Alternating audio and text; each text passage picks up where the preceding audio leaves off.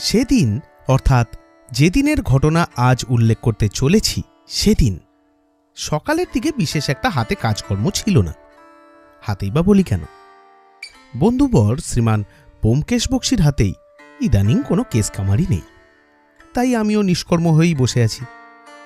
টুকটাক যে লিখছি না তা নয়, কিন্তু সেসব মন থেকে বানিয়ে বানিয়ে, কলম আর চলে না, বানিয়ে বানিয়ে আর কতদিন। তাই মনে মনে ভাবছিলাম এই সময় একটা রহস্যময় তদন্তের ঘটনা যদি এসে উপস্থিত হয় তাহলে আমিও এই নিষ্কর্ম সময় থেকে উদ্ধার হই। নতুন একটা আর্মচেয়ার কেনা হয়েছিল। সেই আর্মচেয়ারে ব্যোমকেশ অলসভাবে বসে খবরের কাগজের পাতাগুলো উল্টাচ্ছিল। খবরই পড়ছে না বিজ্ঞাপন দেখছে কে জানে, তবে হতেও পারে। আমি আর মৌন থাকতে পারলাম না। বিরক্তি প্রকাশ করে গলা খাকড়ানি দিয়ে বললাম, কি হলো বলো তো? অপরাধীরা কি সব সাধু সন্ন্যাসী হয়ে গেল নাকি? ব্যোমকেশ বলল, কি অবস্থা, অপরাধ না হলেও সমস্যা।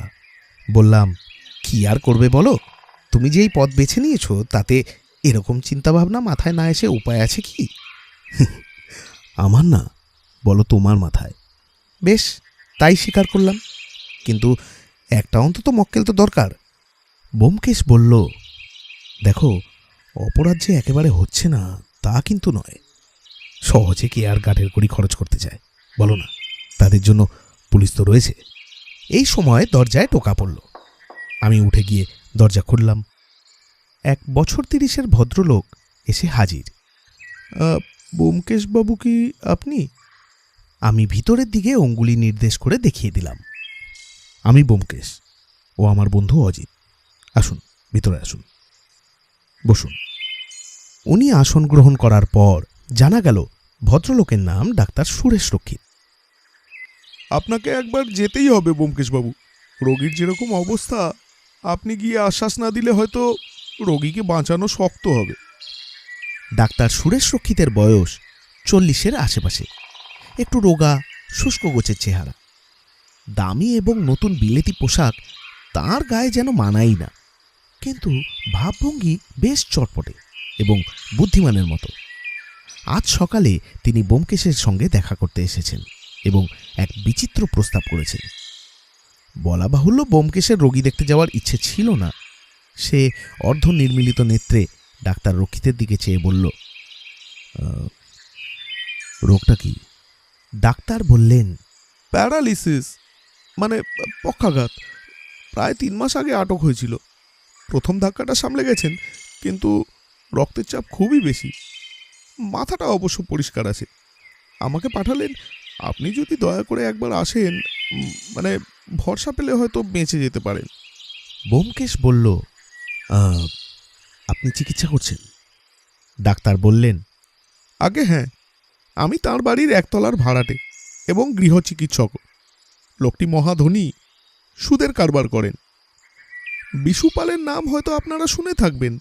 ব্যোমকেশ বলল, কি নাম বললেন? শিশুপাল? ডাক্তার হাসলেন, না, বিশুপাল। তবে কেউ কেউ শিশুপালও বলে, কেন বলে জানি না।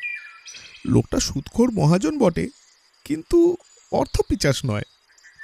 বিশেষত গত 3 মাসে শয্যাশায়ী থেকে একেবারেই অসহায় হয়ে পড়েছেন। ব্যোমকেশ বলল, কিন্তু আমি কি করতে পারি? আমি তো আর ডাক্তার নই। ডাক্তার বললেন, তবে আসল কথা বলি, বিশুপালের এক খাতক আছে, নাম অভয় ঘোষাল। লোকটা ভয়ঙ্কর পাজি।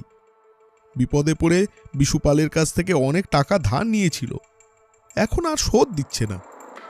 বিশুপাল জোর তাগাদা লাগিয়েছিলেন, তাতে অভয় ঘোষাল নাকি তাকে ভয় দেখিয়েছে টাকা চাইলে তাকে খুন করবে। তারপরেই বিশুপালের স্ট্রোক হয়। সেই থেকেই 3 মাস বিছানায় পড়ে আছেন।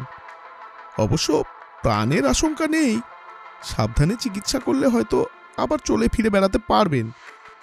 কিন্তু আসল কথা তা নয়, ওর প্রাণে ভয় ঢুকেছে অভয় ঘোষাল ওকে খুন করবেই। তিনি যদি টাকা ছেড়েও দেন তবুও খুন করবে। আপনাকে চিকিৎসা করতে হবে না, বিশুপালের ইচ্ছে আপনার কাছ থেকে তার হৃদয়ভার লাঘব করেন। আপনি যদি কিছু উপদেশ দেন তাও তার কাজে লাগতে পারে। ব্যোমকেশ একটু চিন্তা করে বলল, কেউ যদি শিশুপাল বধের জন্য বদ্ধপরিকর হয়ে থাকে, তাকে ঠেকিয়ে রাখা শিবেরও অসাধ্য।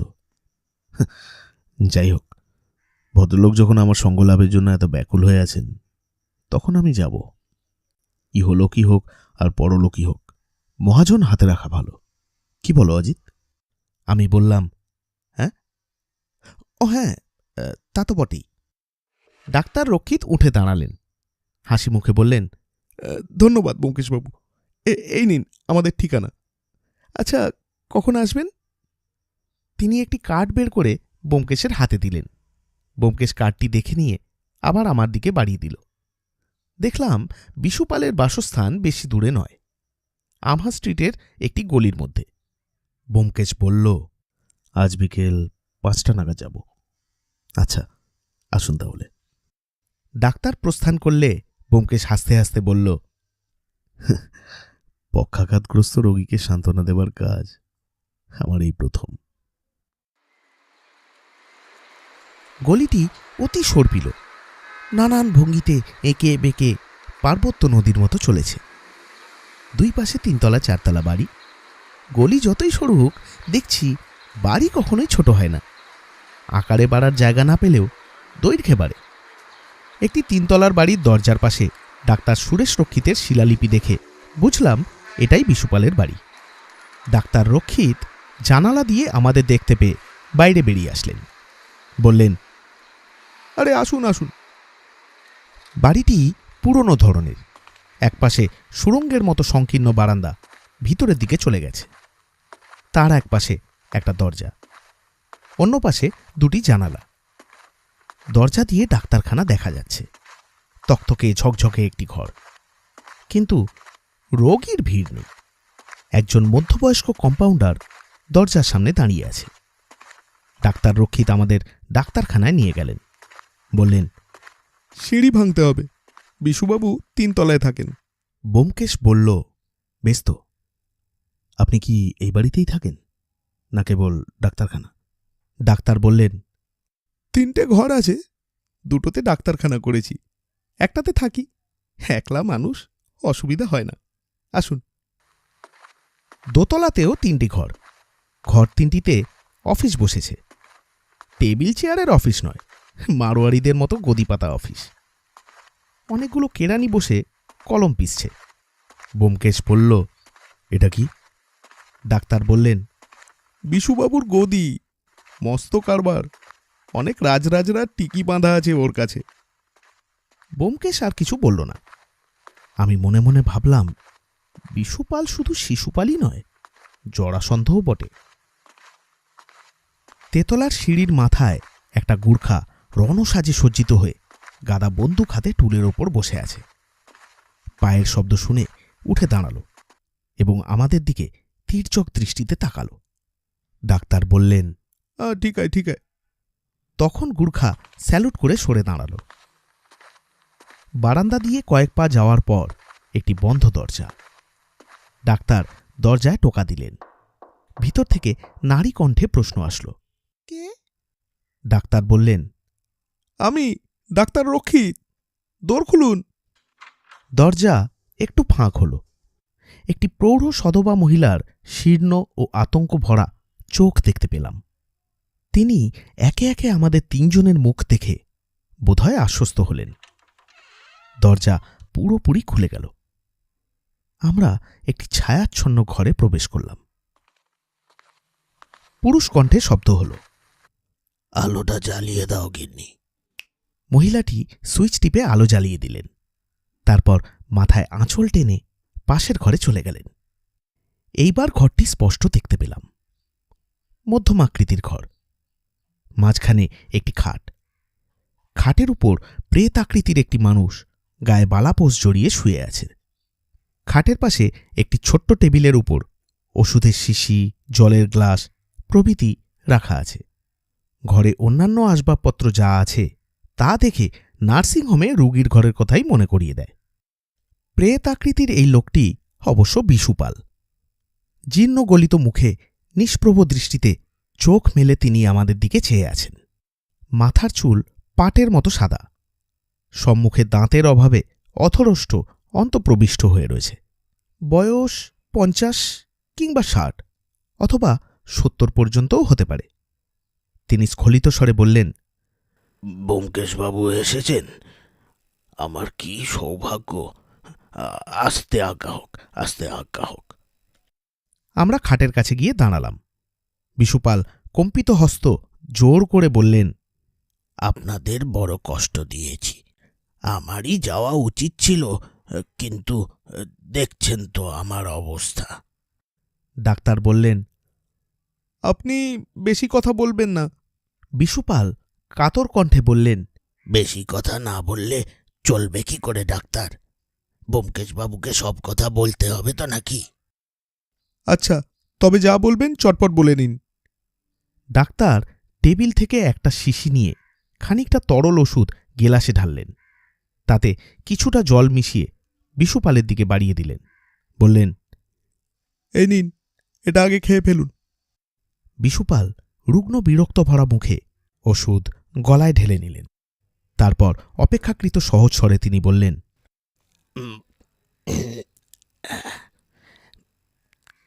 ডাক্তার, এদের বসবার চেয়ার দাও। ডাক্তার দুটি চেয়ার খাটের পাশে টেনে আনলেন। আমরা বসলাম। বিশুপাল ব্যোমকেশের দিকে চেয়ে বলতে আরম্ভ করলেন, বেশি কথা বলবো না, ডাক্তার রাগ করবে। সিঁটে বলছি, আমার তেজারতি কারবার আছে, নিশ্চয় শুনেছেন। প্রায় 25 বছরের কারবার। 20 লক্ষ টাকা খাটছে। অনেক বড় বড় খাতক আছে। আমি কখনো জমি জমানত না রেখে টাকা ধার দিই না, কিন্তু বছর 2 আগে আমার দুর্বুদ্ধি হয়েছিল। তারই ফল এখন ভুগছি। বিনা জামিনে 30,000 টাকা ধার দিয়েছিলাম। অভয় ঘোষালকে আপনি চেনেন না, আমি তার বাপকে চিনতাম। মহাশয় ব্যক্তি ছিলেন অধর ঘোষাল। অনেক অনেক বিষয় সম্পত্তি করেছিলেন। আমার সঙ্গে তার কিছু কাজ কারবার হয়েছিল এক সময়, তাই তাকে চিনতাম। সত্যিকারের সজ্জন লোক। বছর 10 আগে অধর ঘোষাল মারা গেলেন। তার একমাত্র ছেলে অভয় ঘোষাল সম্পত্তির মালিক হয়ে বসল। অভয়কে আমি তখনও দেখিনি। বাপ মারা যাবার পর তার সম্বন্ধে 2-একটা গল্প গুজব কানে আসতো। ভাবতাম পৈতৃক সম্পত্তি হাতে পেলে সব ছেলেই গোড়ার দিকে একটু উচ্ছন্নে যায়, কালে শুধরেও যায়। এমন তো কতই দেখা যায়, তাই না? আজ থেকে 2 বছর আগের ব্যাপার। অভয় ঘোষালের কথা এক প্রকার ভুলেই গিয়েছিলাম। হঠাৎ একদিন সে এসে উপস্থিত হলো। তাকে দেখে, তার কথা শুনে মুগ্ধ হয়ে গেলাম। কার্তিকের মতো তার চেহারা, মুখ থেকে মধু ঝরে পড়ছে। নিজের পরিচয় দিয়ে বলল, তার বাপ আমার বন্ধু ছিল, তাই সে বিপদে পড়ে আগেই আমার কাছে এসেছে। বড় বিপদ তার। শত্রুরা তাকে মিথ্যে খুনের মামলায় ফাঁসিয়েছে। কোনো মতে জামিন না পেয়ে সে আমার কাছে ছুটে এসেছে আগে। মামলা চালাবার জন্য তার 30,000 টাকা চাই। বললে বিশ্বাস করবেন না, আমি বিশুপাল বিনা জমানতে শুধু হ্যান্ড নোট লিখিয়ে নিয়ে তাকে 30,000 টাকা দিলাম। ছোড়া আমাকে গুণ করেছিল, মন্ত্রমুগ্ধ করেছিল। যথাসময় আদালতে খুনের মামলা আরম্ভ হলো। খবরের কাগজে বয়ান বেরোতে লাগলো। সে এক মহাভারত। এমন দুষ্কার্য নেই যা অভয় ঘোষাল করেনি। পৈতৃক বিষয় সম্পত্তি প্রায় সব উড়িয়ে দিয়েছে। কত মেয়ের সর্বনাশ করেছে তার হিসেব নেই। একটি বিবাহিত যুবতীকে ফুসলে নিয়ে এসেছিল। তারপর বছরখানেক পর তাকে বিষ খাইয়ে খুন করেছে। তাই মোকদ্দমা। আমি একদিন এজলাসে দেখতে গিয়েছিলাম। কাঠগাড়ায় অভয় ঘোষাল বসে আছে, যেন কোণঠাসা বন বেড়াল। দেখলে ভয় করে। ও বাবা, এ কাকে টাকা ধার দিয়েছি? কিন্তু মোকদ্দমা টিকল না। আইনের ফাঁকিতে অভয় ঘোষাল রেহাই পেয়ে গেল, এক্কেবারে বেকসুর খালাস। তার বিরুদ্ধে খুনের অভিযোগ প্রমাণ হলো না। তারপর আরো বছরখানেক কেটে গেল। আমি অভয় ঘোষালের ওপর নজর রেখেছিলাম। খবর পেলাম সে তার বসতি বাড়ি বিক্রি করবার চেষ্টা করছে। এইটাই তার শেষ স্থাবর সম্পত্তি। এটা যদি সে বিক্রি করে দেয়, তাহলে তাকে ধরবার আর কিচ্ছু থাকবে না। আমার টাকা মারা যাবে। টাকার তাগাদা আরম্ভ করলাম। প্রথমে অফিস থেকে চিঠি দিলাম, কোনো জবাব নেই। বার তিনেক চিঠি দিয়েও যখন সাড়া পেলাম না, তখন আমি নিজেই একদিন তার সাথে দেখা করতে গেলাম। আমরা মহাজনেরা দরকার হলে বেশ আঁতে ঘা দিয়ে কথা বলতে পারি। ভাবলুম মামলা রুজু করবার আগে তাকে কথা শুনিয়ে আসি, তাতে যদি কাজ হয়। সে আজ 3 মাস আগের কথা। একটা গুর্খাকে সঙ্গে নিয়ে গেছিলাম তার বাড়িতে। সামনের ঘরে একটা চেয়ারে অভয় ঘোষাল একলা বসেছিল। আমাকে দেখে সে চেয়ার থেকে উঠল না, কথাও কইল না, কেবল আমার মুখের পানে চেয়ে রইল। কাজের সময় কাজী, কাজ পুরোলেই বাজি। গালাগালি দিতে এসেছিলাম, তার উপর রাগও হয়ে গেল। আমি প্রায় আধ ঘন্টা ধরে তার 14 পুরুষের শ্রাদ্ধ করলাম। তারপর হঠাৎ নজর পড়ল তার চোখের ওপর। ওরে বাবা, সে কি ভয়ঙ্কর চোখ! লোকটা কথা কইছে না, কিন্তু তার চোখ দেখে বোঝা যায় যে সে আমাকে খুন করবে। যে লোক একবার খুন করে বেঁচে গেছে, তবে তার আস্কারাও বেড়ে গেছে। ভয়ে আমার আত্মারাম শুকিয়ে গেল। আর সেখানে দাঁড়ালাম না, ঊর্ধ্বশ্বাসে বাড়ি ফিরে এলাম। বাড়ি ফিরে সর্বাঙ্গে কাঁপুনি ধরল, কিছুতেই কাঁপুনি থামে না। তখন ডাক্তারকে ডেকে পাঠালাম। ডাক্তার এসে কোনো মতে ওষুধ দিয়ে কাঁপুনি থামালো। তখনকার মতো সামলানো গেল বটে, কিন্তু শেষ রাত্রির দিকে আবার কাঁপুনি শুরু হলো। তখন বড় ডাক্তার ডাকানো হলো। তিনিও এসে দেখলেন স্ট্রোকই হয়েছে, পা দুটো অসাড় হয়ে গেছে। তারপর থেকেই বিছানায় পড়ে আছি, কিন্তু প্রাণে শান্তি নেই। ডাক্তার ভরসা দিয়েছেন রোগে মরব না, তবু মৃত্যু ভয়ে যাচ্ছে না। অভয় ঘোষাল আমাকে ছাড়বে না। আমি বাড়ি থেকে বেরোই না, দোরের সামনে গুর্খা বসিয়েছি, তবুও ভরসা কিছুতেই পাচ্ছি না। এখন বলুন ব্যোমকেশবাবু, আমার কি উপায় হবে? বিবরণ শেষ করে বিশুপাল অর্ধমৃত অবস্থায় বিছানায় পড়ে রইলেন। ডাক্তার একবার তাঁর কবজি টিপে নাড়ি দেখলেন, কিন্তু ওষুধ দেওয়ার প্রয়োজন বোধ করলেন না। ব্যোমকেশ গভীর ভ্রুকুটি করে নত মুখে বসে রইল। এই সময় বিশুপালের স্ত্রী ঘরে প্রবেশ করলেন। মাথায় আধঘোমটা, 2 হাতে 2 পেয়ালা চা। আমরা উঠে দাঁড়ালাম। তিনি আমাদের হাতে চায়ের পেয়ালা দিয়ে স্বামীর প্রতি ব্যগ্র উৎকণ্ঠা দৃষ্টি দিয়ে প্রস্থান করলেন। নীরব প্রকৃতির মহিলা, কথাবার্তা বলেন না। আমরা আবার বসলাম।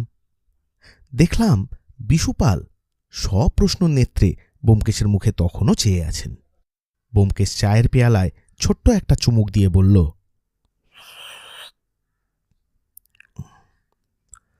আপনি যথাসাধ্য সাবধান হয়েছেন, আর কি করবার আছে? খাবার ব্যবস্থা কিরকম? বিশুপাল বললেন, একটা বামুন ছিল, তাকে বিদেয় করে দিয়েছি। গিন্নি রাঁধেন, বাজার থেকে কখনো খাবার আসে না। চাকর বাকর? একটা ঝি আর একটা চাকর ছিল, তাদেরও তাড়িয়েছি। সিঁড়ির মুখে গুর্খা বসিয়েছি, আর কি করব বলুন? ব্যবসার কাজকর্ম চলছে কি করে? সেরেস্তাদার কাজ চালায়। নেহাত দরকার হলে উপরে এসে আমাকে জিজ্ঞেস করে যায়, কিন্তু তাকেও ঘরে ঢুকতে দিই না। দোরের কাছে দাঁড়িয়ে কথা বলে যায়। বাইরের লোকের মধ্যে ঘরে আসে কেবল ডাক্তার। চায়ের পেয়ালা নিঃশেষ করে ব্যোমকেশ উঠে দাঁড়ালো, হেসে বলল, যা যা করা দরকার সবই আপনি করেছেন। আর কি করা যায় ভেবে পাচ্ছি না, কিন্তু সত্যি কি অভয় ঘোষাল আপনাকে খুন করতে চায়? বিশুপাল উত্তেজিতভাবে উঠে বসবার চেষ্টা করে আবার শুয়ে পড়লেন। ব্যাকুল স্বরে বললেন, হ্যাঁ ব্যোমকেশবাবু, আমার অন্তরাত্মা বুঝেছে ও আমাকে খুন করতে চায়। নইলে এত ভয় পাবো কেন বলুন? কলকাতা শহর তো আর মগের মুল্লুক নয়। ব্যোমকেশ বলল, তা তো বটে, কিন্তু এভাবে কতদিন চলবে? বিশুপাল বললেন, সেই তো ভাবনা, এভাবে আর কতদিন চলবে। তাই তো আপনার স্মরণ নিয়েছি ব্যোমকেশবাবু, আপনি একটা ব্যবস্থা করুন। ব্যোমকেশ বলল, ভেবে দেখব, যদি কিছু মনে আসে আপনাকে জানাব। আচ্ছা চলি। বিশুপাল বললেন, ডাক্তার। ডাক্তার রক্ষিত অমনি পকেট থেকে একটা 100 টাকার নোট বের করে ব্যোমকেশের সম্মুখে ধরলেন। ব্যোমকেশ সবিস্ময় ভুরু তুলে বলল, এটা কি? বিশুপাল বিছানা থেকে বললেন, আপনার মর্যাদা ব্যোমকেশবাবু, আপনাকে অনেক কষ্ট দিয়েছি, অনেক সময় নষ্ট করেছি। কিন্তু এরকম তো কথা ছিল না। তা হোক, আপনাকে এটা নিতেই হবে। অনিচ্ছা ভরে ব্যোমকেশ টাকা নিল। তারপর ডাক্তার আমাদের নিচে নিয়ে চললেন। সিঁড়ির মুখে গুর্খা স্যালুট করল। সিঁড়ি দিয়ে নামতে নামতে ব্যোমকেশ বলল, এই লোকটা সারাক্ষণ এখানে পাহারা দেয়? ডাক্তার বললেন, না, ওরা দুজন আছে। পুরনো লোক আগে দোতলায় পাহারা দিত। একজন বেলা 10টা থেকে রাত্রি 8টা পর্যন্ত থাকে, আর দ্বিতীয় ব্যক্তি রাত্রি 10টা থেকে বেলা 8টা পর্যন্ত। এইভাবেই ওরা পাহারা দেয়। ব্যোমকেশ বলল, সকালে 2 ঘন্টা আর রাতে 2 ঘন্টা পাহারা থাকে না? না, সে সময় আমি থাকি। দোতলায় নেমে দেখলাম দপ্তর বন্ধ হয়ে গেছে। কেরানিরা দরজায় তালা লাগিয়ে বাড়ি গেছে। নিচের তলায় নেমে ব্যোমকেশ বলল, আপনাকে 2-1টা প্রশ্ন করতে চাই। বেশ তো, আসুন না, ডিসপেন্সারিতে আসুন। আমরা সামনের ঘরে প্রবেশ করলাম। এটি রোগীদের ওয়েটিং রুম। নতুন টেবিল, চেয়ার, বেঞ্চি ইত্যাদিতে সাজানো গোছানো। কম্পাউন্ডার পাশের দিকের একটি বেঞ্চিতে 1 হাঁটু তুলে বসে ঢুলছিল। আমাদের দেখতে পেয়ে পাশের ঘরে উঠে চলে গেল। ব্যোমকেশ ঘরের চারিদিকে একবার দৃষ্টি নিক্ষেপ করে বলল, খাসা ডাক্তারখানা সাজিয়েছেন আপনি। ডাক্তার শুষ্ক স্বরে বললেন, সাজিয়ে রাখতে হয়, জানেন তো, ভেক না হলে ভিক মেলে না। কতদিনের প্র্যাকটিস আপনার? এখানে বছর 3 আছি। তার আগে মফস্বলে ছিলাম। ও, তা ভালোই চলছে মনে হয়। কেমন? মন্দ নয়, চলছে টুকটাক করে। 2-4টে বাঁধা ঘর আছে, আর সম্প্রতি পয়সার কিছু বেড়েছেও। বিশুবাবুকে যদি সারিয়ে তুলতে পারি। ব্যোমকেশ ঘাড় নাড়ল। হ্যাঁ, আচ্ছা ডাক্তারবাবু, বিশুপালের এই যে মৃত্যু ভয়, এটা কি ওর মনের রোগ, নাকি সত্যি ভয়ের কারণ আছে? ডাক্তার একটু চুপ করে থেকে বললেন, ভয়ের কারণ আছে। অবশ্য যাদের অনেক টাকা তাদের মৃত্যু ভয় এমনিতেই বেশি, কিন্তু বিশুপালের ভয়টা অমূলক নয়। অভয় ঘোষাল লোকটা সত্যিকারের খুনি। আমি শুনেছি ও গোটা 3 খুন করেছে। এমনকি ও নিজের বাপকে বিষ খাইয়েছিল কিনা সে বিষয়েও সন্দেহ আছে। ব্যোমকেশ বলল, তাই নাকি? ভারী গুণধর ছেলে তো। ও হ্যাঁ, এখন মনে পড়ছে, বছর 2 আগে ওর মামলার বয়ান বেরিয়েছিল খবরের কাগজে। ওর ঠিকানা আপনি জানেন? ডাক্তার বললেন, হ্যাঁ জানি, এই তো কাছেই, বড়জোর মাইলখানেক। যদি দেখা করতে চান তো ঠিকানা দিচ্ছি। 1 টুকরো কাগজে ঠিকানা লিখে নিয়ে ডাক্তারবাবু ব্যোমকেশকে দিলেন। সে সেটিকে মুড়ে পকেটের মধ্যে রাখতে রাখতে বলল, আরেকটা কথা, বিশুবাবুর স্ত্রী, তার কি কোনো রোগ আছে? ডাক্তার বললেন, স্নায়ুর রোগ, স্নায়বিক প্রকৃতির মহিলা, তার উপর ছেলেপুলে হয়নি। বুঝেছি। আচ্ছা, চললাম। বিশুবাবু এই 100 টাকা দিয়ে আমাকে দায় ফেলেছেন, তার সমস্যাটা ভেবে দেখব। চলি। বাইরে ততক্ষণে রাস্তার আলো জ্বলে উঠেছে। ব্যোমকেশ হাত ঘড়ি দেখে নিয়ে বলল, 6:30। চলো, খুনি আসামিকে একটু দর্শন করে আসা যাক। বিশুপাল যখন টাকা দিয়েছেন তখন তখন কিছু তো একটা করা দরকার নাকি? চলো। মোড়ের মাথায় একটা রিক্সা পাওয়া গেল। তাতে চড়ে উঠে আমরা উত্তর দিকে চললাম। লক্ষ্য করছিলাম আমহা স্ট্রিটের লোক চলাচল অপেক্ষাকৃত কম। আশেপাশে, সামনে, পিছনে যখন জোয়ারের সমুদ্রের মতো জনস্রোত ছুটে চলেছে, তখন আমহা স্ট্রিটের সমুদ্র সমান্তরাল সংকীর্ণ খালের মতো নিস্তরঙ্গ হয়ে পড়েছে। রাস্তার উত্তর প্রান্তে এসে একটা নম্বরের সামনে রিক্সা থামল। আমরা নামলাম। ব্যোমকেশ নম্বর মিলিয়ে বলল, এই বাড়ি। বাড়িটা ঠিক ফুটপাতের ধারে নয়, মাঝখানে একটু খোলা জমি আছে। তাতে কাঁঠালি চাপার ঝাড় বাড়িটাকে রাস্তা থেকে আড়াল করে রেখেছে। দোতলা বাড়ির উপরতলা অন্ধকার। নিচের তলায় একটা জানালা দিয়ে পাতাগুলোকে ভেদ করে ঝিকিমিকি আলো আসছে। আমরা ছোট ফটক দিয়ে ভিতরে প্রবেশ করলাম। সামনের ঘর টেবিল চেয়ার দিয়ে সাজানো, যেন অফিস ঘর। একটা লোক চেয়ারের ওপর বসে অলসভাবে পেন্সিল দিয়ে কাগজের ওপর হিজিবিজি দাগ কাটছে। আমরা দরজার কাছে আসলে সে চোখ তুলে তাকাল। সুপুরুষ বটে, বয়স আন্দাজ 35। টকটকে রং, কোকড়ানো চুল, মাঝখানে সিঁথি, নাক চোখ যেন তুলি দিয়ে আঁকা। আমিও বিশুপালের মতোই মুগ্ধ হয়ে গেলাম। ব্যোমকেশ দরজার ওখান থেকেই বলল, আসতে পারি? আমার নাম ব্যোমকেশ বক্সী, ইনি অজিত বন্দ্যোপাধ্যায়।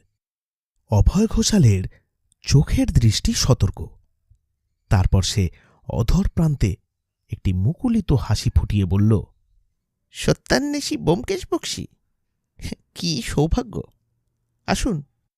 আমরা গিয়ে অভয় ঘোষালের মুখোমুখি বসলাম। সে পেন্সিল নামিয়ে রেখে বলল, কি ব্যাপার বলুন দেখি? সম্প্রতি কোনো কুকার্য করেছি বলে আমার তো মনে পড়ছে না। ব্যোমকেশ হাসল। আপনাকে দেখতে এলাম। অভয় ঘোষাল বলল, ধন্যবাদ। আমি তাহলে একটা দর্শনীয় জীব? আপনি নিজের ইচ্ছায় এসেছেন নাকি কেউ পাঠিয়েছে? ব্যোমকেশ বলল, পাঠায়নি কেউ, কিন্তু মহাজন বিশুপাল তাঁর দুঃখের কথা আমাকে শোনালেন, তাই ভাবলাম আপনাকে দর্শন করে যাই। ও, শিশুপাল।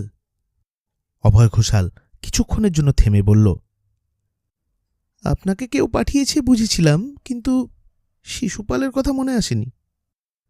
ব্যোমকেশ বলল, জানেন বোধহয় বিশুপালের পক্ষাঘাত হয়েছে।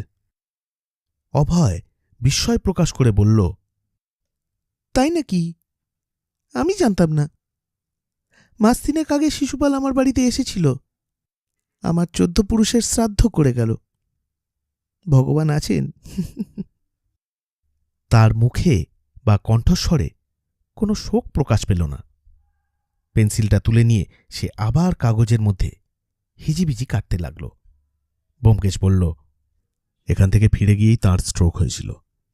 সেই থেকেই তিনি নিজের বাড়িতে আবদ্ধ হয়ে আছেন। অবশ্য পক্ষাঘাতেই তাঁর বাড়িতে আবদ্ধ হয়ে থাকার একমাত্র কারণ নয়। আপনার ভয়ে তিনি বাড়ি থেকে বেরোতে পারেন না। আমার ভয়ে? বলেন কি? আমি খাতক, সে মহাজন। আমারই তো তার ভয়ে লুকিয়ে থাকার কথা। অভয় ঘোষাল ভ্রু তুলে পরম বিস্ময়ভাবে কথাগুলো বলল, কিন্তু তার অন্তরালে হাসি থেকেই গেল। ব্যোমকেশ বলল, তার ভয় হয়েছে আপনি তাকে খুন করবেন। এই দেখুন, যত দোষ নন্দ ঘোষ। আমি একটিবার খুনের মামলায় ফেঁসে গিয়েছিলাম, অমনি সবাই ভেবে নিল আমি খুনি আসামি। আমি যে বেকসুর খালাস পেয়েছি সেটা কেউ ভাবল না। অভয় ঘোষাল একটু থেমে অপেক্ষাকৃত একটু মন্থর কণ্ঠে বলল, তবে একটা কথা সত্যি, আমার কষ্টের ফল যারা আমার শত্রুতা করে তারা বেশি দিন বাঁচে না। উঠছে নাকি? ব্যোমকেশ উঠে দাঁড়িয়ে বলল, হ্যাঁ, আপনাকে দেখতে এসেছিলাম, দেখা হয়েছে, এবার যাওয়া যাক। একটা কথা বলে যাই, বিশুপালের যদি অপঘাতে মৃত্যু হয় আমি খুব দুঃখিত হব, এবং আপনিও শেষ পর্যন্ত দুঃখিত হবেন। অভয় ঘোষালের মুখে হঠাৎ পরিবর্তন হল। মুখের হাসি মিলিয়ে গিয়ে চোখে একটা নৃশংস হিংস্রতা ফুটে উঠল। সে নির্নিমেষে সাপের মতো চোখ মেলে ব্যোমকেশের দিকে তাকিয়ে রইল। আমার বুকের একটা স্পন্দন থেমে গিয়ে আবার সবেগে চলতে আরম্ভ করল। এই দৃষ্টি বিশুপালকে ভয়ে দিশেহারা করেছিল। চোখের দৃষ্টিতে মৃত্যুর শপথ এত স্পষ্ট এর আগে কারুর চোখে দেখিনি। ব্যোমকেশ তার প্রতি একটি আজ্ঞাপূর্ণ দৃষ্টি নিক্ষেপ করে বলল, চলো অজিত।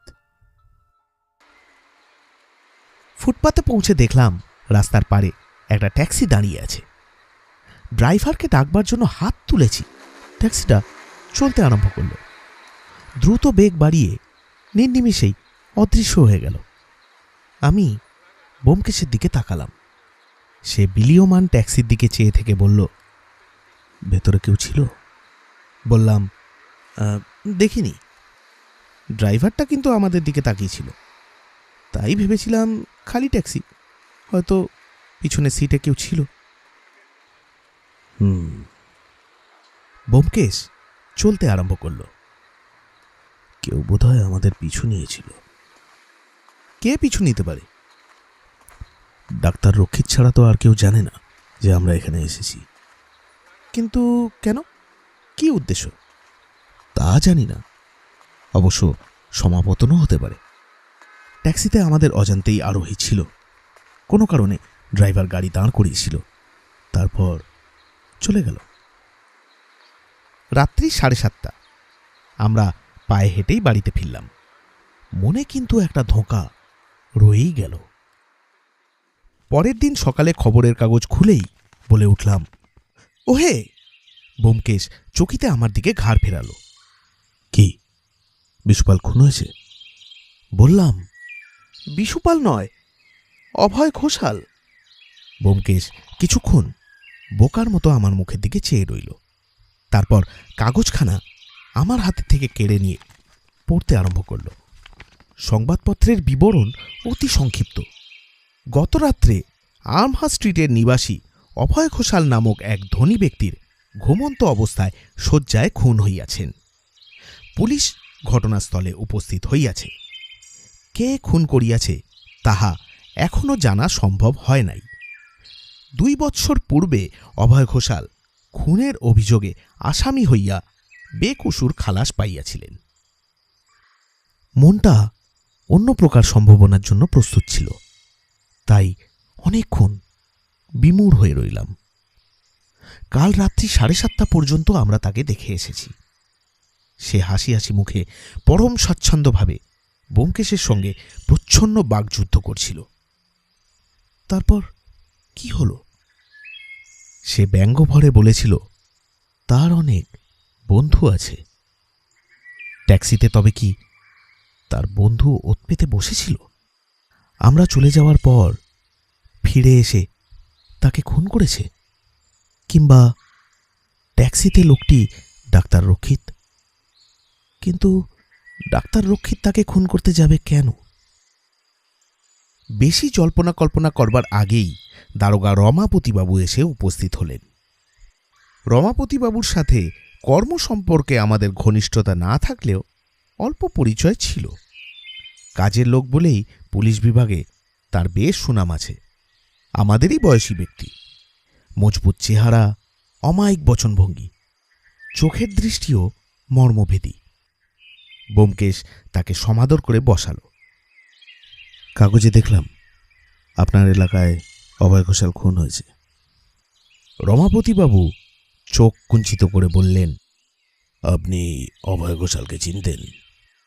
ব্যোমকেশ বলল, চিনতাম না, কাল সন্ধেবেলায় পরিচয় হয়েছিল।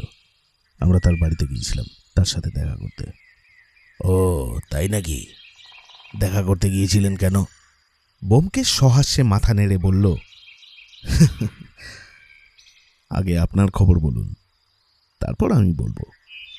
রমাপতিবাবু ক্ষণিক ইতস্তত করে বললেন, আচ্ছা বেশ, আমি আগে বলছি। অভয় ঘোষালের ওপর অনেক দিন থেকেই পুলিশের নজর ছিল। লোকটা ভদ্রতার মুখোশ পরে বেড়াতো, কিন্তু এত বড় শয়তান খুব কমই দেখা যায়। কত ভদ্র ঘরের মেয়ের সর্বনাশ করেছে তার কোনো ঠিক ঠিকানা নেই। নিজের একটা স্ত্রী ছিল, হঠাৎ তার অপঘাতে মৃত্যু হয়। তারপর এক ভদ্রলোকের স্ত্রীকে নিয়ে হঠাৎ উধাও হয়েছিল। ভদ্রলোক স্ত্রীকে ডিভোর্স করেন। তখন স্ত্রী লোকটা বোধহয় অভয়কে বিয়ে করবার জন্য বায়না ধরেছিল। অভয় তাকে বিষ খাইয়ে মারে। অভয় ঘোষালকে পুলিশ অ্যারেস্ট করল। মামলা কোর্টে উঠল, কিন্তু মামলা টিকল না। অভয়ের অপরাধ পাকাপাকিভাবে প্রমাণ হলো না। 302 ধারার মামলা, হয় এসপার নয় ওসপার। অভয় ঘোষাল ছাড়া পেয়ে গেল। এই হলো অভয় ঘোষালের ইতিহাস। কলকাতা শহরেই অন্তত 10 জন লোক আছে যারা তাকে খুন করতে পারলে খুব খুশি হয়। কাল রাত্রি আন্দাজ 12টার সময় অভয় ঘোষালের বাড়ির চাকরানি থানায় এসে খবর দেয় যে অভয় ঘোষাল খুন হয়েছে। আমি তখন থানাতেই ছিলাম। খবর পেয়ে তদন্ত করতে গেলাম। অভয় ঘোষালের আর্থিক অবস্থা এখন পড়ে গেছে। বাড়িতে একলাই থাকে। কেবল কম বয়সী এক চাকরানি তার দেখাশোনা করে। এই চাকরানিটি থানায় খবর দিতে এসেছিল। গিয়ে দেখলাম অভয় দোতলার ঘরে বিছানায় পাশ ফিরে শুয়ে আছে। তার পিঠের বাঁ দিকে গুণসূচের মতো একটা শলা বিঁধে আছে। চাকরানিকে সওয়াল করে জানা গেল যে অভয় রাত্রি 9টার সময় খাওয়া দাওয়া করে শুতে গিয়েছিল। চাকরানি বাড়ির কাজকর্ম সেরে নিজে খেয়ে দৌড় জানালা বন্ধ করে অভয়ের ঘরে গিয়ে দেখল ইতিমধ্যে কেউ এসে অভয়কে খুন করে রেখে গেছে। আমরা চাকরানিটাকে আটক করে রেখেছি, কিন্তু সে বোধহয় খুন করেনি। কে খুন করেছে তাও জানা যাচ্ছে না। অভয়ের সঙ্গে যাদের শত্রুতা ছিল, মামলায় যারা অভয়ের বিরুদ্ধে সাক্ষী দিয়েছিল, তাদের সকলেরই অ্যালিবাই যাচাই করে দেখেছি। তারা কেউ নয় বলেই আমার মনে হয়। এই হচ্ছে বর্তমান পরিস্থিতি। এবার আপনি কি করে জানলেন সেটা বলুন। ব্যোমকেশ বলল, আচ্ছা, আমি যে কিছু জানি সেটা আপনি জানলেন কি করে? রমাপতিবাবু পকেট থেকে একখণ্ড কাগজ বের করে ব্যোমকেশের দিকে বাড়িয়ে দিলেন। এই যে, এই কাগজের টুকরোটা নিচতলায় অভয় ঘোষালের বসবার ঘরে টেবিলের উপরে রাখা ছিল। গলা বাড়িয়ে দেখলাম কাগজের ওপর পেন্সিল দিয়ে হিজিবিজি কাটা। তার ওপর লেখা আছে ব্যোমকেশ বক্সী, শিশুপাল। মনে পড়ে গেল কাল রাত্রে অভয় ঘোষাল আমাদের সামনে বসেই এই হিজিফিজিটা কাটছিল। রমাপতিবাবু বললেন, আপনার নাম দেখে মনে হলো আপনি হয়তো কিছু জানেন, তাই এলাম। ব্যোমকেশ বলল, ঠিক, এবার আমি যা জানি শুনুন। ব্যোমকেশ কাল সকালে ডাক্তার রক্ষিতের আসার সময় থেকে বর্তমান সময় পর্যন্ত পুরো ঘটনা বর্ণনা করল। রমাপতিবাবু ঘোর মনোযোগ সহ শুনলেন। ব্যোমকেশের কাহিনী শেষ করলে তিনি দ্বিধাগ্রস্ত মুখে বললেন, সন্দেহজনক বটে, কিন্তু বিশুপালের কোনো মোটিভ দেখতে পাচ্ছি না। তার উপর লোকটা পঙ্গু। আপনার কি মনে হয়? ব্যোমকেশ বলল, আমিও এখনো ঠিক বুঝতে পারছি না। কটার সময় মৃত্যু হয়েছে জানেন কি? পুলিশ সার্জন বলেছেন রাত্রি 9টার পর এবং 12টার আগে সম্ভবত। ব্যোমকেশ একটু চিন্তা করে বলল, আমার মনে হয় বিশুপাল সত্যি পঙ্গু কিনা ভালো করে যাচাই করে দেখা উচিত। রমাপতিবাবু বললেন, তা বটে, আর কাউকে যখন পাওয়া যাচ্ছে না তখন এই বিশুপালকেই একবার নেড়ে চেড়ে দেখা যাক। আপনার ফোন আছে? আমাকে একবার একটু ব্যবহার করতে দেবেন? আরে নিশ্চয়ই, আসুন। ব্যোমকেশ তাকে পাশের ঘরে নিয়ে গেল। কিছুক্ষণ পর রমাপতিবাবু ফিরে এসে বললেন, পুলিশ সার্জনকে বিশুপালের বাড়িতে যেতে বললাম। আমিও যাচ্ছি, আপনারাও আসবেন? বেশ তো, চলুন না। আমরা 5 মিনিটের মধ্যে প্রস্তুত হয়ে রমাপতিবাবুর সঙ্গে চললাম। বিশুপালের বাড়ির সামনে সামান্য চাঞ্চল্যের সৃষ্টি হয়েছে। পুলিশ সার্জেন্ট বাড়ির দরজার কাছে পুলিশের ছাপ মারা গাড়িতে বসে আছেন। রাস্তায় ভিড় জমেছে। ডাক্তার রক্ষিত দরজার কাছে উৎকণ্ঠিতভাবে দাঁড়িয়ে আছেন। আমরা উপস্থিত হলে সার্জেন্ট সুশীলবাবু গাড়ি থেকে নামলেন। ডাক্তার রক্ষিত আমাদের দিকে এগিয়ে এসে বললেন, ব্যোমকেশবাবু, কি হয়েছে? ব্যোমকেশ দুই পক্ষের পরিচয় করিয়ে দিল। রমাপতিবাবু ডাক্তার রক্ষিতকে বললেন, পুলিশের ডাক্তার বিশুপালকে পরীক্ষা করে দেখতে চান। আপনার আপত্তি আছে? ডাক্তার রক্ষিত ক্ষণিক অবাক হয়ে রইলেন। তারপর বললেন, আপত্তি? না, বিন্দুমাত্র না। কিন্তু কেন? কি হয়েছে? রমাপতিবাবু বললেন, অভয় ঘোষাল নামক এক ব্যক্তিকে কাল রাত্রে কেউ খুন করেছে। ডাক্তার রক্ষিত প্রতিধ্বনি করলেন, অভয় ঘোষালকে খুন করেছে? ও, বুঝেছি। আপনাদের সন্দেহ বিশুবাবু অভয় ঘোষালকে খুন করেছেন। তার মুখে একটা শুষ্ক হাসি দেখা দিল। অর্থাৎ বিশুবাবুর পক্ষাঘাত সত্যিকারের পক্ষাঘাত নয়, ভান মাত্র। বেশ তো, আসুন পরীক্ষা করে দেখুন। আমরা সিঁড়ি দিয়ে উপরে চললাম। দোতলায় সেরেস্তা বসেছে। 3 তলের সিঁড়ির মুখে গুর্খা সমাসীন।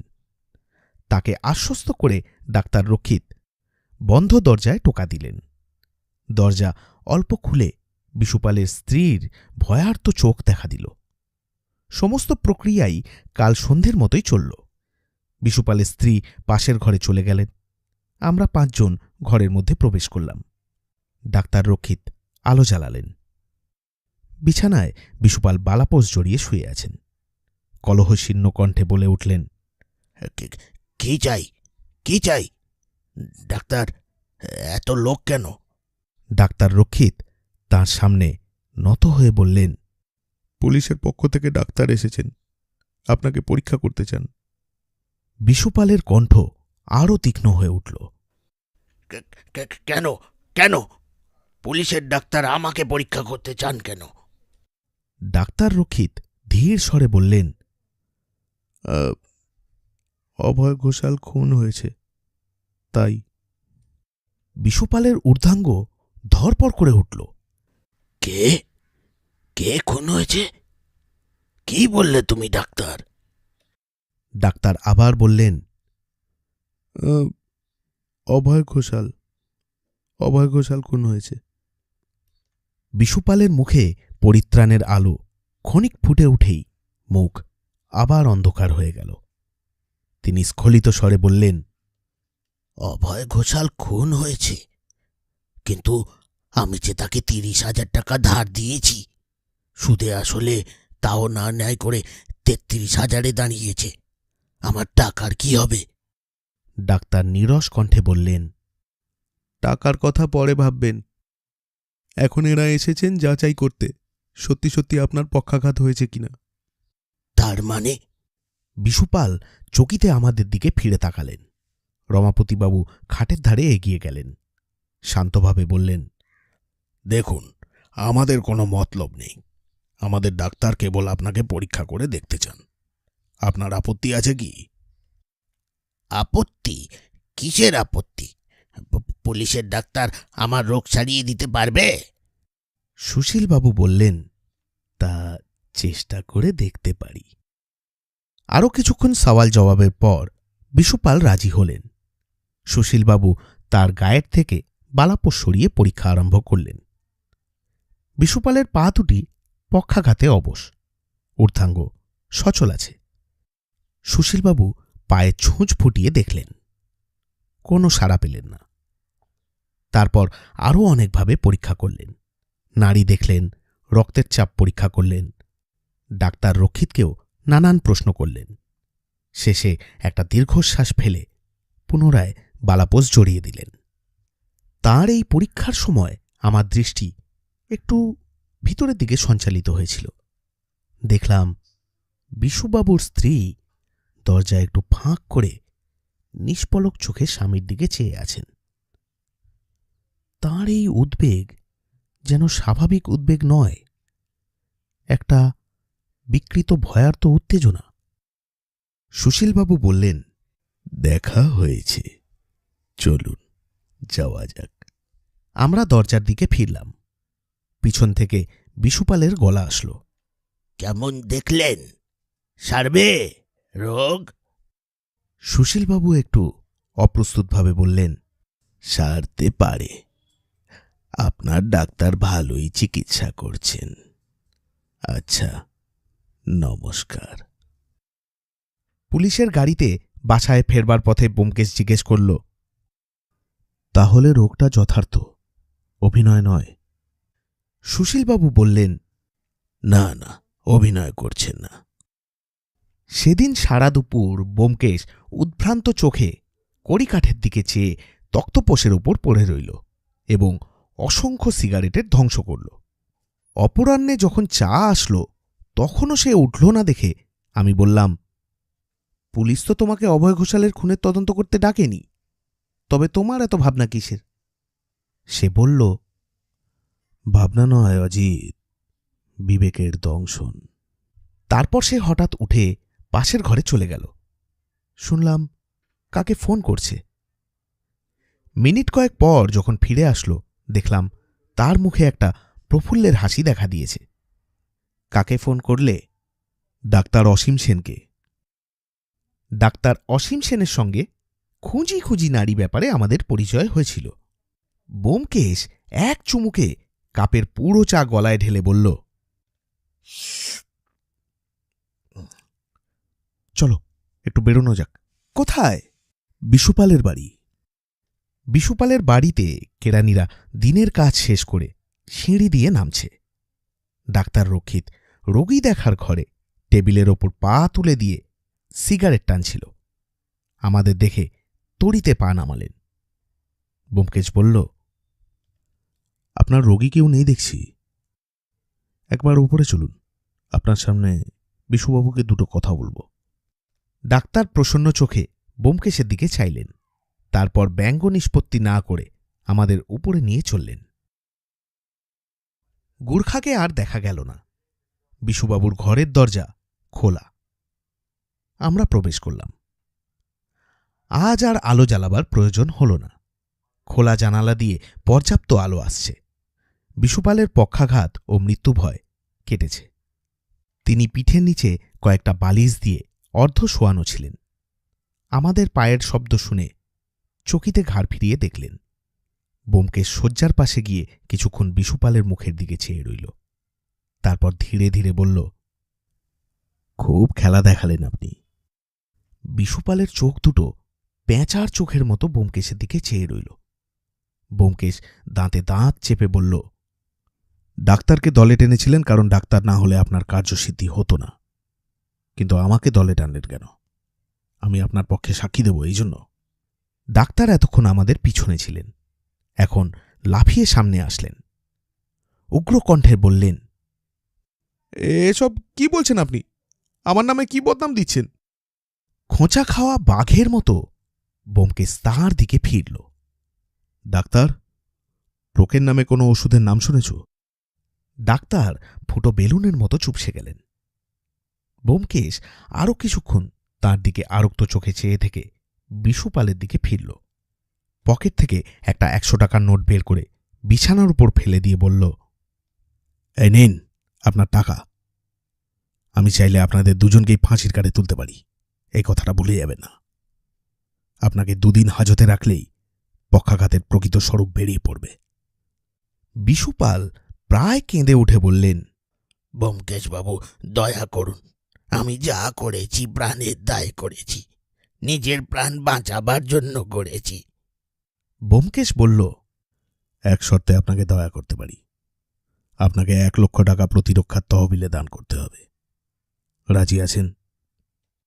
বিশুপাল শীর্ণ কণ্ঠে বললেন, 1 লক্ষ টাকা? হ্যাঁ, 1 লক্ষ টাকা, 1 পয়সা কম নয়। কাল সকালে আপনি রিজার্ভ ব্যাংকে 1 লক্ষ টাকা জমা দিয়ে আমার কাছে রসিদ পাঠিয়ে দেবেন। যদি টাকা না দেন...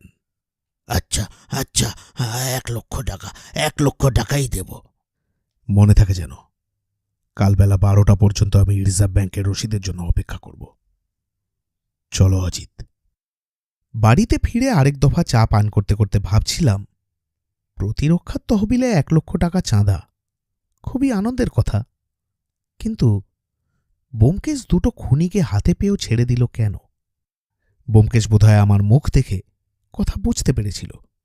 বলল, বিশুপালকে না ছেড়ে দিয়ে উপায় ছিল না।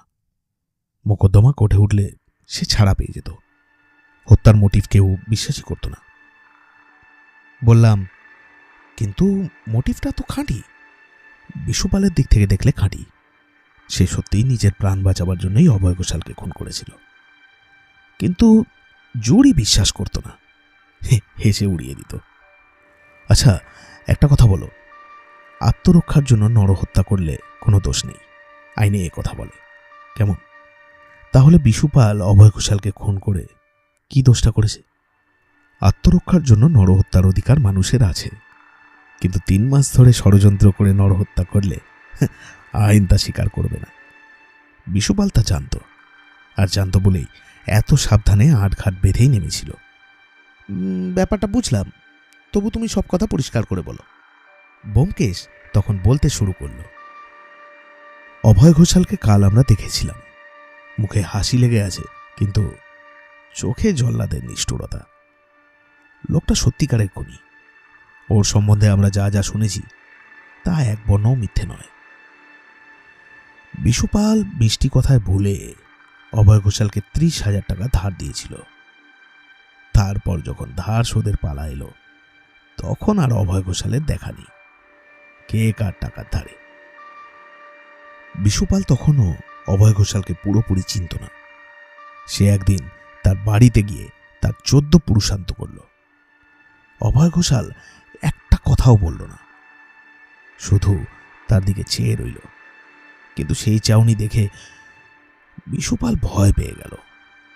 সে বুঝতে পারল অভয় ঘোষাল কি ধাতুর লোক। সে আগেও খুন করেছে, এবারও তাকে খুন করতে পারে। বিশুপালও কম নয়। সে যখন পাকাপাকিভাবে বুঝল যে অভয় ঘোষাল তাকে খুন না করে ছাড়বে না, তখন সে ঠিক করল অভয় ঘোষালকে সে আগে খুন করবে। তার টাকা মারা যাওয়ারও ভয় নেই, কারণ অভয় ঘোষালের একটা বাড়ি আছে, সেটাকে ক্রোক করে টাকা আদায় করা যাবে। খুন করার ব্যাপারে বিশুপালের একটা সুবিধা ছিল, সে জানত অভয় ঘোষাল তাকে খুন করতে চায়। কিন্তু বিশুপাল অভয় ঘোষালকে খুন করতে চায় এ কথা অভয় ঘোষাল জানত না, তাই সে সাবধানও হতে পারেনি। বিশুপালের বাড়ি থেকে বেরোনো বন্ধ হলো, সিঁড়ির মুখে গোর্খা মোতায়েন হলো। তারপর বিশুপাল প্ল্যান ঠিক করতে বসল। নিচতলার ভাড়াটে ডাক্তার সুরেশ রক্ষিত। বেশ বোঝা যায় তার প্র্যাকটিস নেই, সে বাড়ির ভাড়া দিতে পারে না, তাই বিশুপালের ঘাতক হয়ে দাঁড়িয়েছে। বিশুপাল তাকে ডেকে নিয়ে নিজের প্ল্যান বলল। ডাক্তারের গলায় ফাঁস, সে রাজি হল। বিশুপাল নতুন আসবাবপত্র কিনে ডাক্তারের ডিসপেন্সারি সাজিয়ে দিল, যাতে মনে হয় ডাক্তার হেজিপেজি ডাক্তার নয়। তার বেশ পসার আছে। তারপর বিশুপালের পক্ষাঘাত হলো। আজকাল ডাক্তারি শাস্ত্রে অনেক উন্নতি হয়েছে। আগে অপারেশনের জন্য রোগীকে অজ্ঞান করতে হলে ক্লোরোফর্ম দিতে হতো, এখন আর তার দরকার হয় না। প্রোকেন জাতীয় একরকম ওষুধ বেরিয়েছে। মেরুদণ্ডের স্থান বিশেষে ইঞ্জেকশন দিলে শরীরের স্থান বিশেষ অসাড় হয়ে যায়। তখন শরীরের সেই অংশে স্বাচ্ছন্দ্যে অপারেশন করা যায়, রোগী ব্যথা অনুভব করে না। ডাক্তার রক্ষিত তাই করল। বিশুপালের পা দুটো অসাড় হয়ে গেল। তখন একজন নামকরা বড় ডাক্তার ডাকা হলো। তিনি দেখলেন পক্ষাঘাত, সেই রকম ব্যবস্থা করে গেলেন। প্রোকেন জাতীয় ওষুধের ফল 5 ঘন্টা থাকে, তারপর আর থাকে না। কিন্তু সেই খবর বাইরের লোক জানে না, কেবল বিশুপালের স্ত্রী আর ডাক্তার জানে। কেরানিরা দোতলায় আসে, তারা জানতে পারে মালিকের পক্ষাঘাত হয়েছে। সেরেস্তাদার ঘরে ঢুকতে পারে না, দোরের কাছ থেকে দেখে যায় মালিক বিছানায় পড়ে আছে। কারুর অবিশ্বাস হয় না, অবিশ্বাসের কোনো কারণও নেই। কিন্তু বিশুপাল ঝানু লোক, সে কাঁচা কাজ করবে না। নিরপেক্ষ নির্লিপ্ত সাক্ষী চাই, এমন সাক্ষী চাই যাদের কথা কেউ অবিশ্বাস করবে না। কাল সকালে সে ডাক্তারকে দিয়ে আমাকে ডেকে পাঠালো। আমি যেতে রাজি হলাম। ডাক্তার ফিরে গিয়ে বেলা একটা আন্দাজ করে বিশুপালের শির দ্বারায় প্রোকেন ইনজেক্ট করে দিল। আমরা 5টার সময় গিয়ে দেখলাম বিশুপাল শয্যাশায়ী, ওঠারও শক্তি নেই। সে তার দুঃখের কথা আমাকে শোনালো। তারপর 100 টাকার দক্ষিণা দিয়ে আমাকে বিদায় করল। তার মতলব ঠিক করাই ছিল, কাল রাতেই অভয়কে খুন করবে। আমি অভয়ের ঠিকানা নিয়েছি, সে খবর ডাক্তার বিশুপালকে জানালো। বিশুপালের ভাবনা হলো, আমরা যদি বেশি রাত পর্যন্ত অভয় ঘোষালের বাড়িতে থাকি তাহলে প্ল্যান ভেস্তে যাবে। সে ডাক্তারকে পাঠালো আমাদের উপর নজর রাখতে। ডাক্তার ট্যাক্সিতে অভয় ঘোষালের বাড়ির সামনে এসে অপেক্ষা করতে লাগলো। তারপর আমরা যখন অভয়ের বাড়ি থেকে বেরোলাম তখন সে নিশ্চিন্ত হয়ে চলে গেল। Line clear. সন্ধ্যা 7টা নাগাদ বিশুপালের শরীরের জরা কেটে গেল, সে চাঙ্গা হয়ে উঠল। রাত্রি 8টার পর একটা গুর্খা চলে যায়, দ্বিতীয় গুর্খা আসে 10টার সময়। বিশুপাল আন্দাজ 9টার সময় বাড়ি থেকে বেরোলো। বোধহয় একটা র্যাপার মুড়ি দিয়ে বেরিয়েছিল। হাতে ছিল গুণ ছুঁচের মতো একটা অস্ত্র। গত 3 মাসে সে অভয় ঘোষালের চাল চলন সম্বন্ধে সব খোঁজ খবর নিয়ে রেখেছিল। বাড়িতে একটা ঝি ছাড়া আর কেউ থাকে না। অভয় ঘোষাল 9টার সময় খাওয়া দাওয়া করে শুতে যায়। সদর দরজা ভেজানোই থাকে। চাকরানি বোধহয় 10টার সময় রান্নাঘরের কাজকর্ম সেরে সদর দরজা বন্ধ করে। সুতরাং বিশুপালের কোনো অসুবিধাই হলো না। অভয় ঘোষালকে খুন করে সে 10টার আগেই নিজের বাড়িতে ফিরে এলো, কেউ জানতেও পারল না। যদি কেউ তাকে দেখেও ফেলত তাহলেও বিশুপালের অ্যালিবাই ভাঙা শক্ত হতো। যে লোক 3 মাস পক্ষাঘাতে শয্যাশায়ী, সে খুন করতে যাবে কি করে? খুন করার মোটিভ কোথায়? আজ ভোরবেলা বিশুপাল আরেকটা ইঞ্জেকশন নিল। সাবধানের মার নেই। তারপর পুলিশের ডাক্তার নিয়ে গিয়ে আমরা দেখলাম। পুলিশের ডাক্তার পরীক্ষা করে দেখলেন পক্ষাঘাতই বটে। আমার মনটা গোড়া থেকেই খুঁতখুত করছিল। একটা সুদখোর মহাজন কেবল আমাকে তার দুঃখের কাহিনী শোনাবার জন্য 100 টাকা খরচ করবে। ওইখানেই বিশুপাল একটু ভুল করে ফেলেছিল। তারপর আজ সকালে যখন কাগজে অভয় ঘোষালের মৃত্যু সংবাদ পড়লাম তখন আর সন্দেহ রইল না যে বিশুপালই অভয় ঘোষালের মৃত্যু ঘটিয়েছে। কিন্তু কি করে? 3 জন লোক আছে, বিশুপাল নিজে, তার স্ত্রী এবং ডাক্তার রক্ষিত। ডাক্তার রক্ষিত খুবই প্যাচে পড়েছে। সে বিশুপালকে সাহায্য করতে পারে, কিন্তু নিজে হাতে খুন করবে কি করে? বিশ্বাস হয় না।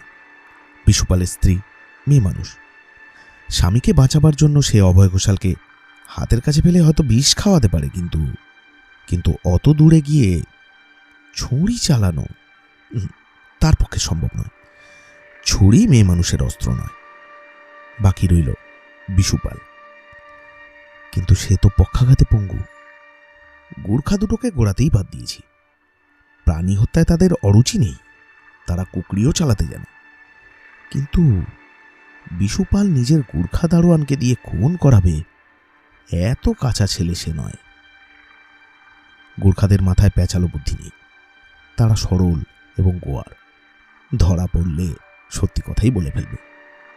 তাহলে হঠাৎ আসল কারসাজিটা আমার চোখের সামনে ভেসে উঠল। ডাক্তারি শাস্ত্রে জ্ঞান থাকলে আগেই বুঝতে পারতাম, বিশুপালের পক্ষাঘাত সত্যিকারের পক্ষাঘাত নয়, পক্ষাঘাতের অস্থায়ী বিকল্প, ডাক্তারি প্রক্রিয়ার দ্বারা তৈরি করা হয়েছে। ডাক্তার অসীম সেনকে ফোন করলাম। তিনি প্রবীণ ডাক্তার, এক কথায় বুঝিয়ে দিলেন। আমার দুঃখ এই যে বিশুপালের সঙ্গে সঙ্গে ডাক্তার রক্ষিত ছাড় পেয়ে গেল। ডাক্তার হয়ে সে যে কাজ করেছে তার ক্ষমা নেই। যাই হোক, প্রতিরক্ষার তহবিলে 1 লক্ষ টাকাই বা মন্দ কি বলো অজিত?